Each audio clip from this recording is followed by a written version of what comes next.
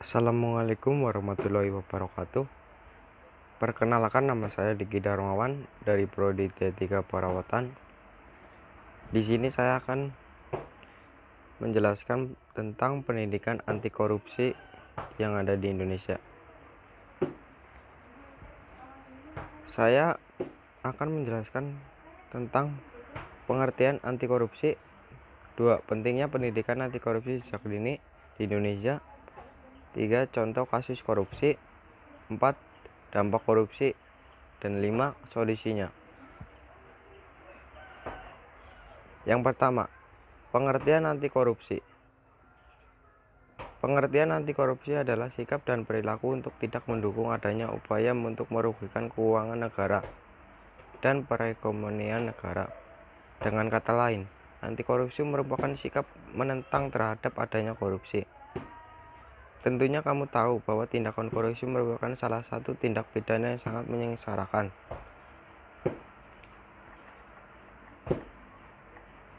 2. Pentingnya pendidikan anti korupsi sejak dini untuk selamatkan Indonesia. Pendidikan anti korupsi sejak dini bisa ditunjukkan kepada pelajar, baik itu kalangan pelajar jenjang sekolah dasar, sekolah menengah pertama SMP, dan juga sekolah menengah atas SMA, bahkan sampai ke tingkat perguruan tinggi.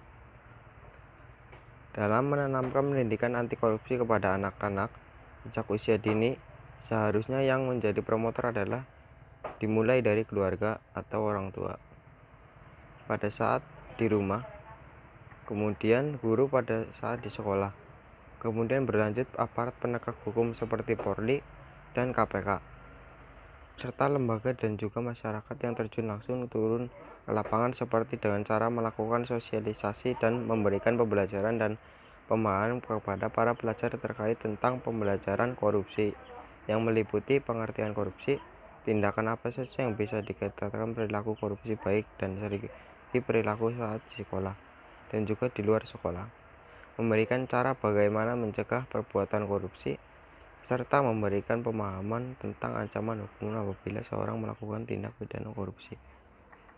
Sehingga dengan melakukan pelajaran anti korupsi tersebut, para pelajar akan takut untuk melakukan perbuatan korupsi. Para orang tua, guru, aparat penegak hukum harus berperan aktif mengajarkan dan menanamkan karakter anti korupsi kepada pelajar seperti dengan memberikan 9 nilai karakter anti korupsi. Yang pertama, 1.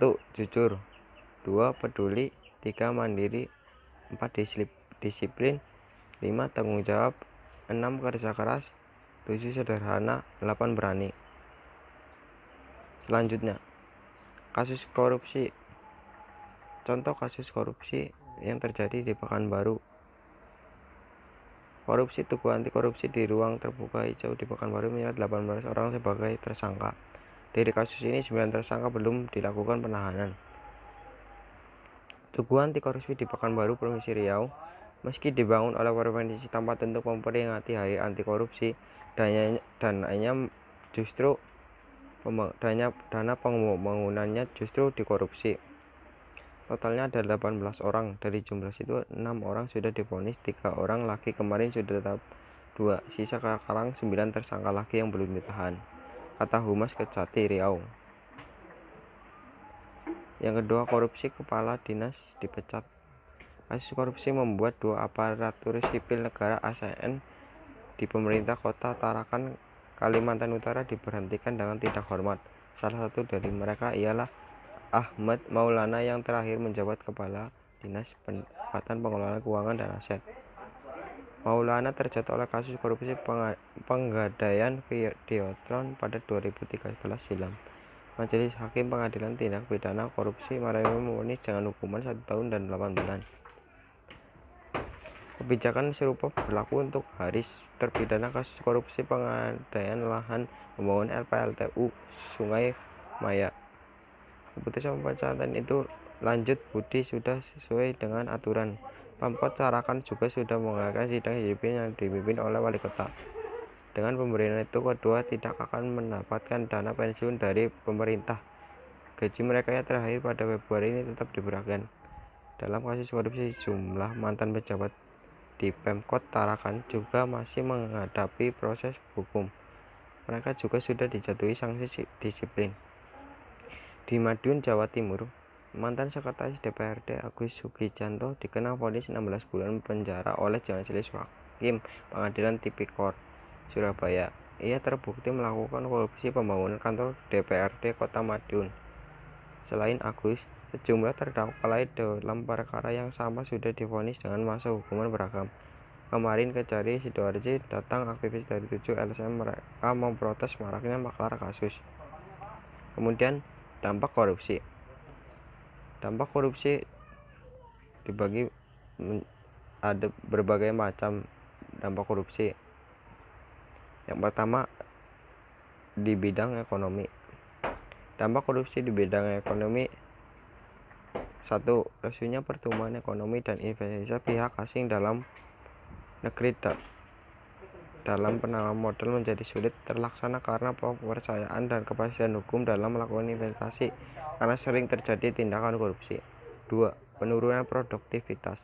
Produktivitas menurun terjadi karena terhambatnya sektor industri dan produksi untuk bisa berkembang lebih maju.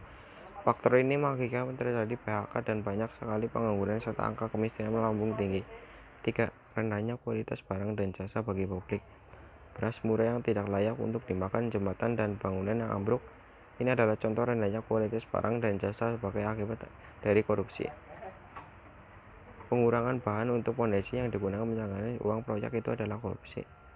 4. Menurunnya pendapatan negara dari sektor pajak.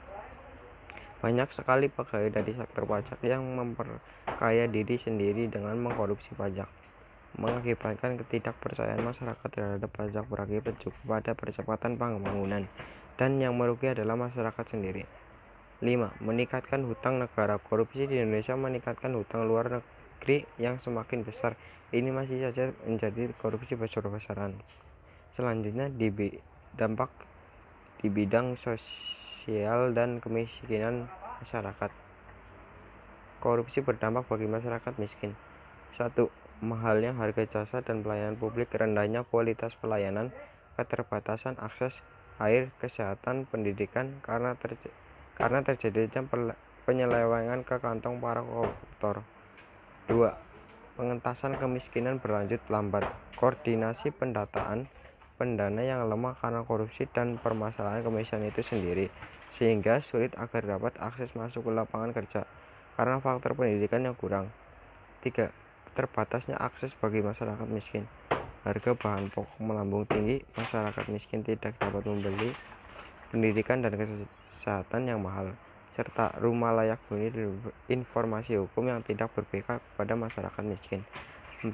Meningkatnya angka kriminalitas. Korupsi terjadi di mana-mana, mulai dari masyarakat kecil sampai pejabat berhasil melanggar hukum untuk berkorupsi. Pada zaman sekarang ini, masyarakat menjadi semakin individualis karena tidak ada lagi kepercayaan pada pemerintah, sistem hukum maupun antara masyarakat sendiri.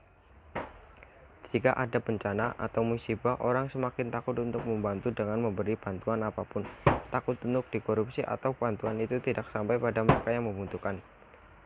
Partai politik membantu karena hanya mencari dukungan dari masyarakat. Ini adalah solidaritas palsu. Tidak ada lagi keikhlasan, ketulusan, dan kejujuran. Akibat terjadi kemerosotan moral dan akhlak bagi generasi muda. Yang ketiga, runtuhnya otoritas pemerintah. Matinya etika sosial. Jika ada salah satu dari anggota kelompok melakukan korupsi, kelompok itu akan rela melindungi anggotanya dengan berbagai cara. Hal ini sangat melukai masyarakat. Harusnya wakil rakyat yang melindungi masyarakat. Banyak pejabat negara yang tertangkap karena korupsi namun tidak malu dan tidak merasa salah. Ini adalah etika sosial politik yang mati. Tidak ada kejujuran dan keadilan. Bahkan yang kejujuran pun akan diberikan sanksi sosial politik oleh otoritas menteri, aparat penguasa, bahkan masyarakat. 2. Tidak efektifnya peraturan dan perundang-undangan. Hukum zaman sekarang sudah bisa dibeli.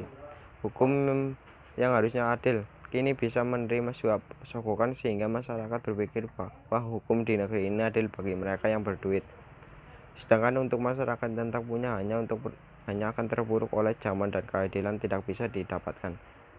3. Birokrasi tidak efisien. Tujuan birokrasi untuk memberikan pelayanan kepada publik. penting untuk membantu pemerintah dalam menjalankan program dan kebijakan untuk publik. Contohnya, banyak investor yang ingin menerangkan modelnya, tapi karena melalui birokrasi ini sangat sulit dan berbelit.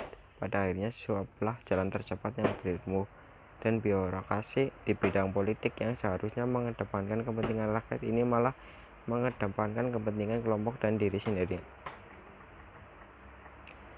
Yang D. Dampak terhadap politik dan demokrasi. 1. Munculnya kepemimpinan korup. Contohnya ada suap kepada masyarakat dari calon-calon pemimpin partai saat demokrasi. Masyarakat seolah dituntun untuk memilih pemimpin yang korup. Masyarakat hanya diberi mimpi dan janjinya akan sejahtera. 2. Hilangnya kepercayaan publik pada demokrasi. Berkurang kepercayaan masyarakat pada demokrasi karena terjadi tindak korupsi pada pejabat negara, legislatif maupun pendidik. Partai politik ini harus diatasi dengan kepemimpinan yang baik, jujur, dan bersih dan adil. 3. Menguatnya politisasi perusahaan besar ternyata ada hubungan dengan partai politik negeri ini. Beberapa pengusaha besar menjadi ketua partai politik. Kepentingan partai dengan kepentingan perusahaan menjadi sangat ambigu. 4. Hancurnya kedaulatan rakyat dijamin. Ini kedaulatan ada di tangan partai politik. Pertarungan partai politik dalam pemilu untuk memenangkan pemilu, karena yang menanglah yang menguasai semuanya. Hanya akan ada sekelompok orang saja yang menang dan menikmati kekayaan yang ada. Rakyat terus ada pada kemiskinan dan masa depan yang tidak jelas. Solusi untuk korupsi. Yang pertama, hilangkan sikap keegoisan dalam diri sendiri atau dalam diri seorang yang telah menjadi pejabat. Jika keegoisan sudah sampai ke akar-akarnya, maka Indonesia ini akan dinilai kurang kecekatan atau lalai dalam mengatasi korupsi. 2. Tanamkan sifat jujur dalam diri sendiri dulu. Karena di zaman modern banyak orang yang tidak jujur dalam berbagai aspek. Jujur itu perlu saat menjalankan tugas sebagai seorang pemimpin, baik dalam organisasi maupun dalam perusahaan. Ketiga, disiplin dalam konsisten. Untuk itu juga harus diterapkan dari diri sendiri ataupun dalam kehidupan sehari-hari. Begitulah penjelasan dari saya pembelajaran. Mohon maaf jika ada salah kata. Saya mengakhiri video ini.